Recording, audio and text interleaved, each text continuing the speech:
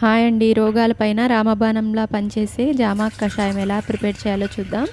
Stove మీద గిన్నె పెట్టుకొని 4 పెద్ద గ్లాసుల నీళ్ళు వేసుకొని 5 ఫ్రెష్ జామాకుల్ని ఇలా నీళ్ళలో బుడగలు వచ్చినప్పుడు తుంచుకొని జామాకుల్ని ఇందులోకి వేసుకోవాలి.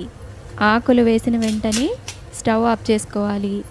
చాలామంది చేసే మిస్టేక్ ఏంటంటే ఆకుల్ని మరిగిస్తారు. అలా మరిగించకూడదు.